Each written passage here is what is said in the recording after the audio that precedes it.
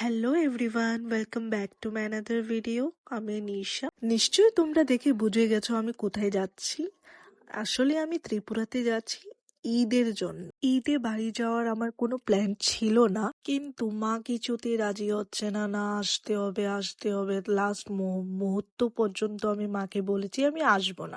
মার মনটা খারাপ দেখে না আমার খুব আমার শান্তি লাগছিল না। তো আমি আগের দিনে রাত্রিবেলা মিন্স 25 তারিখ রাতে টিকিট করলাম আর 26 তারিখ চলে আসলাম। আর এটা হয়েছে দিল্লি এয়ারপোর্ট টার্মিনাল 1। দেখো কত সুন্দর টার্মিনাল 1টা, না খুব সুন্দর। এখানে তোমার অনেক শপিং করার সোর্সেস আছে, প্রাডা, শ্যানেল, তারপর সারোস্কি। এই বেকারিটা হয়েছে আমার সব থেকে ফেভারিট বেকারি। থেকে আমি কিছু না কিছু পারচেস করবই করব। আর এখানকার না চিজ কেক, যেমন ব্লুবেরি চিজ কেক, চকলেট, মুস, সবগুলি খুবই ভালো, অসাধারণ টেস্ট। আর অ্যাপেল পাইটা তো খুবই দারুণ। আর ক্রসনের মধ্যে আমি আলমন্ডটাই ট্রাই করেছি।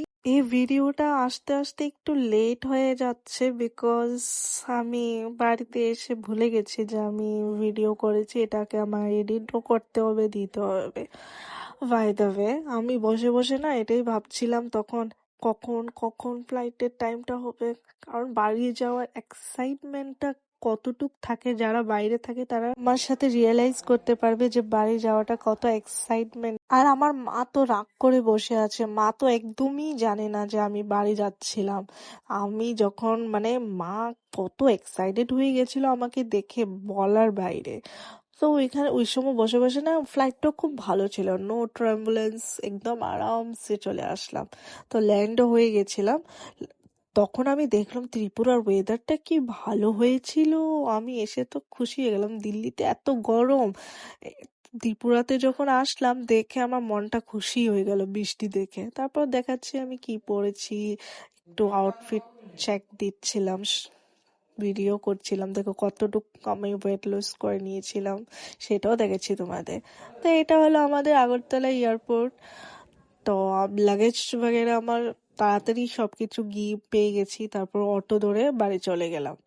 আর যাওয়ার সময় না খুবই একটা আনন্দ, আনন্দ তো ছাড়ো, আমার কেমন যে ফিল হচ্ছিল, খুশি খুশি। আর সাথে জলও দেখতে পেলাম। আর তোমাদের যদি আমার ভিডিওগুলো ভালো লাগে তো অবশ্যই লাইক, কমেন্ট, সাবস্ক্রাইব, ফলো করে আমার পাশে থেকো। আর ওয়েদারটাও খুব ভালো ছিল। আর বাড়ি এসেই আমি দেখলাম এই অবস্থা। আমি দেখো মারকে দেখাতে দেখাতে বৃষ্টি চলে আসতো, তার জন্য ভিডিওটা আর করতে পারলাম না, মার এক্সাইটমেন্টটাও নিতে পারলাম না। চলো বাই।